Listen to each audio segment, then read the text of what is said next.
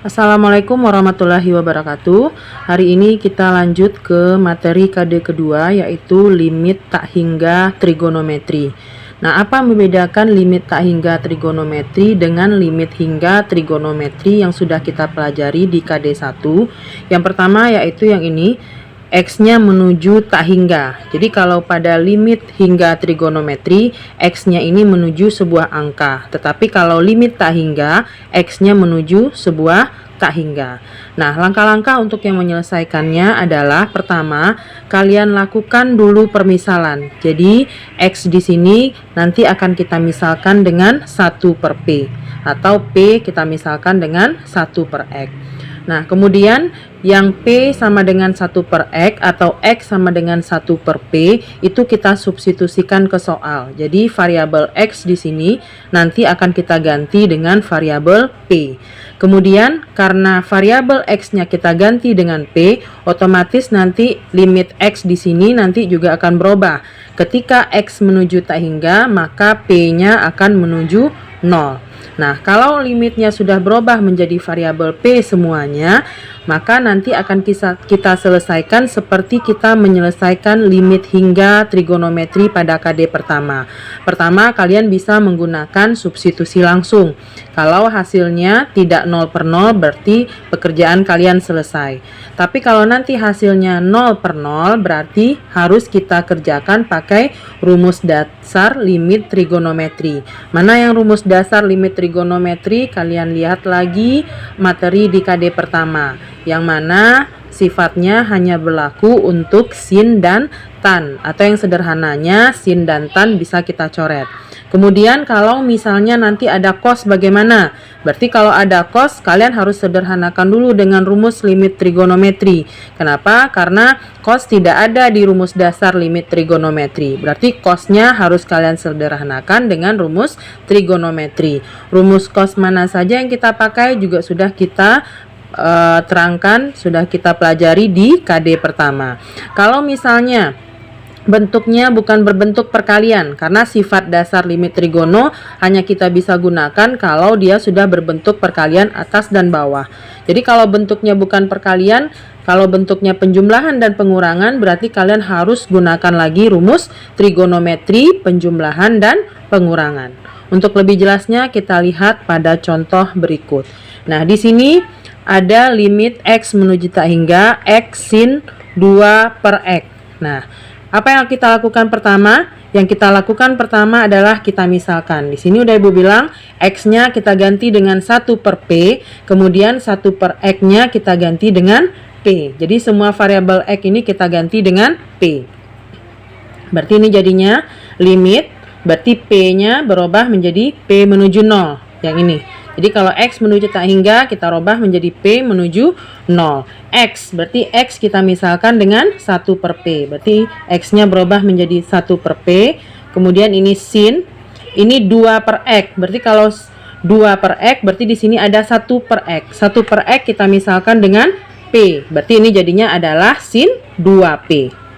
Nah, jadi 2-nya ini, kemudian P-nya berasal dari 1 per X. Nah, kalau dia sudah berubah menjadi P semuanya, berarti ini kita kerjakan dengan limit dasar, rumus limit dasar trigonometri, seperti limit hingga trigonometri. Jadi ini sudah berubah menjadi limit hingga. Nah, ini kita kerjakan dengan sifatnya. Mana sifatnya? Berarti di sini boleh kita rubah ini menjadi sin 2P per P. Nah, ingat lagi, ini yang bisa kita pakai rumus dasar limit trigonometri, tinggal kita coret. Mana yang kita coret? Sin P per P. Sehingga yang tinggal jawabannya adalah 2. Jadi hasilnya adalah 2. Kita lihat contoh yang nomor 2, sama seperti tadi, berarti X-nya kita rubah menjadi P, berarti P-nya menuju 0. Nah, kita lihat di sini tan 5 per X, berarti di sini ada 1 per X, 1 per X kita misalkan dengan P, berarti tan 5X itu kita rubah menjadi tan 5P kali dengan kosekan 2 per X, berarti kita rubah menjadi 2P. Nah, ini kita rubah lagi. Ini tan 5P. Nah, pada rumus dasar limit trigonometri kan tidak ada kosekan, hanya ada sin dan tan. Berarti kita harus robah kosekan. Nah, kita tahu kosekan itu sama dengan kebalikan dari sin atau 1%. Jadi kosekan 2P itu sama saja dengan 1 per sin 2P. Nah, ini bisa kita tulis lagi menjadi limit P menuju 0 tan 5P per sin 2P. Nah, sekarang kita lihat ini kalau kita substitusi langsung, berarti ini berubah menjadi tan 0 per sin 0, berarti ini 0 per 0. Nah, karena dia 0 per 0, berarti ini harus kita selesaikan dengan rumus dasar limit trigonometri. Lihat di sini tan dengan sin, berarti boleh kita pakaikan sifatnya. Lihat cara mencoretnya, tan P per sin P. Ini nilainya sama dengan 1, sehingga jawabannya adalah tinggal konstantanya saja, yaitu 5 per 2.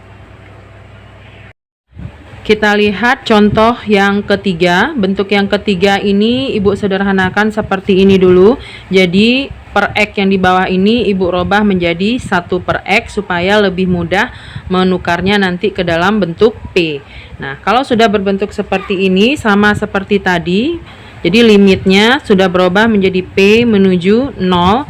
Nah, di sini 1 per X, berarti 1 per X itu saat tadi sama dengan P dikali 5 tan, karena di sini 3 per X, berarti itu sama saja dengan 3P per ini 1 dikurang cos 6 per X, berarti sama dengan 6P.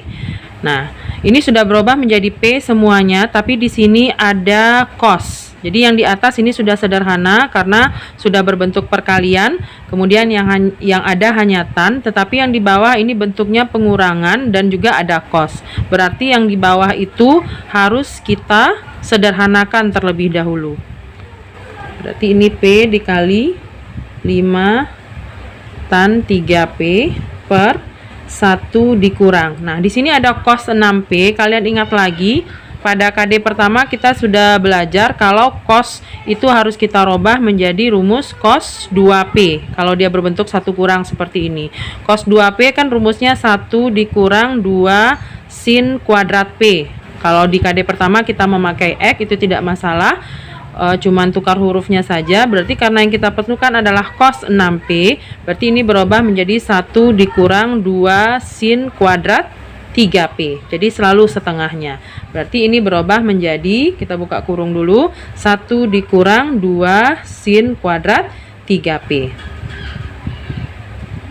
Nah, kemudian ini kita lanjutkan, limit P menuju 0, berarti yang di atas sudah sederhana, P dikali 5 tan 3P per 1. Nah, ini minnya kita masukkan ke dalam, berarti ini berubah menjadi min 1. Kemudian min ketemu min menjadi plus 2 sin kuadrat 3P.